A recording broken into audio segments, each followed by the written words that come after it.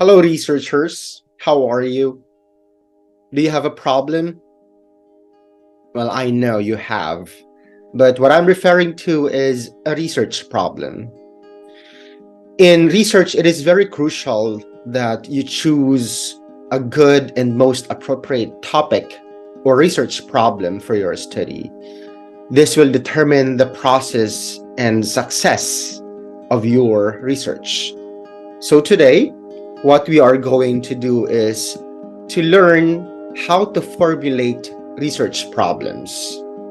There are different sources where we can get a topic or a research problem for our study, and there are also considerations in selecting the final topic.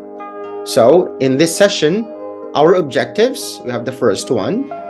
I would like you to describe the different sources of research problems, and I hope that you would be able to discuss with your peers the considerations in the selection of research problems. And lastly, of course, I would like you to formulate possible research problems for your study. Let's begin. How do you really consider something as a problem? Research problems can be derived from different fields, either in hospitals or in clinics, in schools or in offices, at home, and in a bigger picture in a community or in the country or in the world. But you have to pick those that are relevant to you and are required by your school. So, there are actually different characteristics to identify that something is already a problem. Commonly, they have the following characteristics. The first one, it conveys a feeling of discomfort or difficulty. I would like you to reflect, is there anything in your field that is causing you discomfort or difficulty? What is it? You can write it down and consider that as a problem. Second, it has perceived difficulty in broad subjects like family affairs, home management, leadership system, and so on. So I would like you to be specific with the parts or the subject that you are going to focus on. In Practical Research 1, you are required to choose a topic that is relevant to your track. Either you are ABM or TVL, or you are UMS or STEM. So you have to select carefully and make sure that the topic that you are going to choose is really connected to your strand or track. Number 3, it displays a gap between theory and practice. What is said by the elders and what the students see and observe? Is there anything like an idea or a theory or a concept that people are believing or practicing or doing, but you are somehow skeptic about it? Like you don't want to follow it, or you are thinking like, I think there is another way to do that. There is an easy way or an alternative to do that. If that is something that is occurring in your mind, you can consider that as a research problem. The next characteristic is that it utilizes a procedure requiring technologically advanced equipment. If something is requiring you to use a particular machine or an advanced technology, then you can consider that one as a research problem. Though it might be very complex for a student like you, this characteristics is more applicable to bigger fields like companies or industries that are using high technology or bigger technologies or equipment to ease in or smoothen their work. Number 5, it involves the experience of any kind of individual. Actually, anything. You can use anything, any topic that is involving you, yourself, and other people around you. Because research is universal. It can be applied or it can be utilized by different people. So you have to think of that, something that involves the experience of someone you know or someone around you, like your classmates or your peers, your teachers maybe, or your bosses if you are already working. Number 6, it shows some kind of pattern or trend. It is happening again and again. And when it happens, you know where it's going. That's a pattern already. So you have to look at that. Is there anything that has been happening based on your observation? It has been happening again and again, and it already has a pattern. You can choose that as a research problem. Number 7, it makes use of literature reviews, continuous readings, and past studies. So these readings can lead a student to a topic and its scope and clues for further studies. So in this part, you can look at the previous studies done that are connected to your strand or to your field, and try to check their recommendations, what needs to be researched further. So that will help you somehow, or that will give you an idea on what to focus on in the next research. And number 8, it relates to an individual's curiosity and interest. Sometimes it doesn't have to become a problem. Okay, it can be something that you are so curious about, you are so interested about. It doesn't give you any discomfort, it doesn't give you any difficulty, but you are curious, or you are somehow interested in learning more about it because there is no enough information presented yet about it. So you have to make your curiosity work efficiently, or work creatively this time. So you have to assess yourself, reflect. What is it that you are so interested about, or you're so curious about? And then you can be more specific with that, and you can use that for your research problem. Okay, so you have already those guide characteristics to determine what a research problem is. But the question is that, is it researchable? Ask yourself, ask your peers, your group mates. Do you think that idea is researchable? Let me guide you with some acronym, or with an acronym. Is it SMART? If not, you have to make it SMART.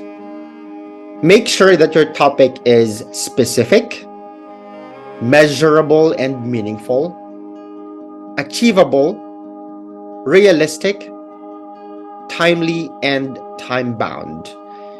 If you can say yes to all of these characteristics or criteria, then you can say that you have a good research problem. Let's have some guide questions. For it to be specific, you have to ask yourself, and it has to be clear to you and to your group mates. Who are the respondents?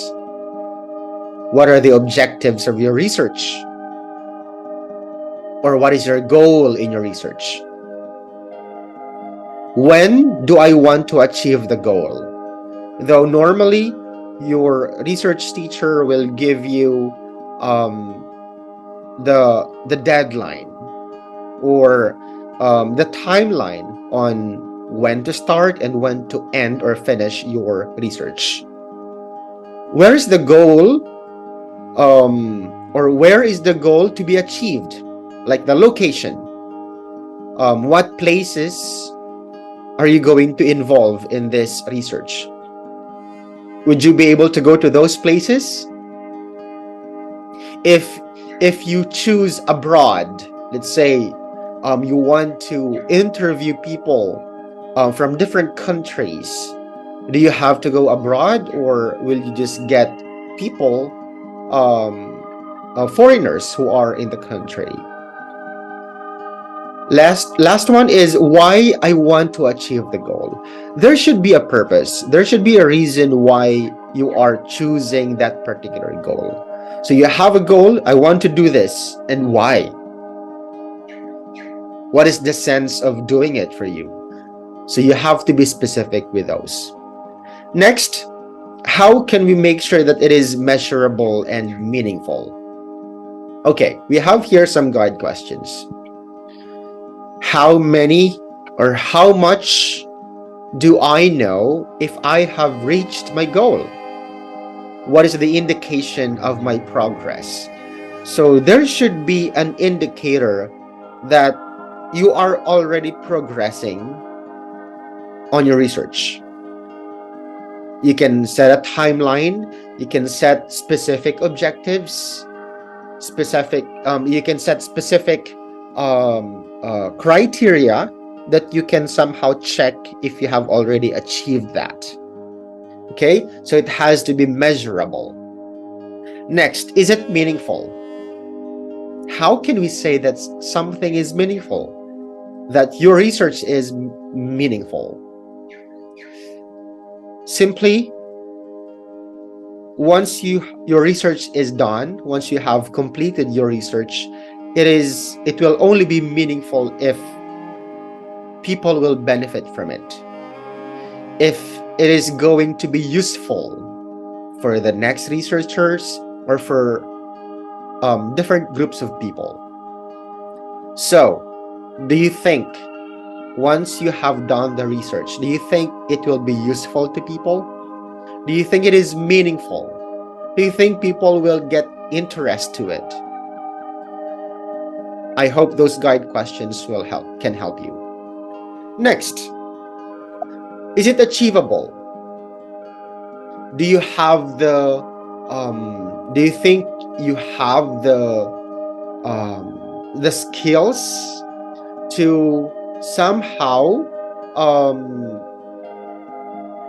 achieve those goals? Do you have the resources, like the money, the time, the capabilities? What about your co-researchers? Do you think they can help you with your research? Do you think they have the skill in case you choose that particular topic? So make sure that it is achievable. You can also check if other researchers were able to do it already. If there are already many people who attempted to do it, but they failed, then you have to think twice. Do you want to pursue with that? Well, if you really have the courage, then you can try it. But I hope that you will be confident that you can be successful in that research. Next is letter R, realistic. Is the goal realistic and reachable? Is it really possible? Do you think you can really finish that in the given time? And are you able to commit? One of the most common scenarios in research, especially for students, is that in the middle of the school year, they would approach a teacher or the research teacher and say that they want to change the topic. And when asked why, because they cannot do it anymore, because it's too complex, or because they don't have the resources or the skills to finish the research. I hope it won't happen to you, because you will be wasting a lot of time and you will be behind your classmates or other researchers. So you have to consider, can you commit to that research until it's done? And lastly, for letter T, we have timely and time bound. Are they similar? No, they are not. It is timely when the topic is somehow addressing a recent problem. It's new. It's novel. Is it currently relevant? Is it happening right now or affecting the people at the moment or at the present time? Is it achievable in the given time? So you have to consider that. That is time bound. You have a deadline, 3 months, 6 months, or a year. Do you think you will be able to complete that research within the given timeline or deadline? That is time bound. So let's recap. Your research topic or research problem should be SMART. SMART means S for specific, M for measurable and meaningful, A for achievable, R for realistic, and T for timely and time-bound. I am showing you now an example of a research problem. So you can use this template. You can use this the same table. You have 3 columns here. You have the goal and vision, or goal or vision. You have the research problem in the second column, and you have the data collection or data sources in the third column. So let's see the sample goal. This research aims to determine the effective marketing strategies applied by online sellers in Pasig City. That is the goal, to determine the effective marketing strategies. Now, with that goal, this is the research problem. The online business industry is highly competitive. Unless you have established a name, chances are you will have trouble standing out from the crowd. Gaining a competitive edge requires a detailed analysis of the demographics of the surrounding area and the nature of existing competitors. And even if you are successful at first, new competitors could enter your market at any time to steal your clients. So the problem is competition, and you have to describe that in one paragraph, as concise as possible. Not too long, not too short, just enough to describe the problem. How are you going to collect the data, and to whom you are going to collect it from? The researchers will interview online sellers who have been in business for at least 3 years. Interviews and focus group discussion can be done to gather their experiences and insights on the most effective marketing strategies they have employed. So when we say interviews and focus group discussion, this is already telling us that the research is going to be qualitative, since interviews and FGD are the instruments or tools for qualitative research. So I would like you to try. You can actually write down or start thinking or planning. You can write the topics first and then try to identify your goal or vision for that, and then describe the research problem and choose a data collection method and the data sources. All right, I hope that is clear for everyone. Now, to really guide you on how to do this part, here are some guidelines. In making your goal or vision, you can actually start by saying the researchers aim to, and then you can choose to present, to demonstrate, to clarify, to identify. to determine, to discuss, to compare, to establish, to describe, to narrate, and so on.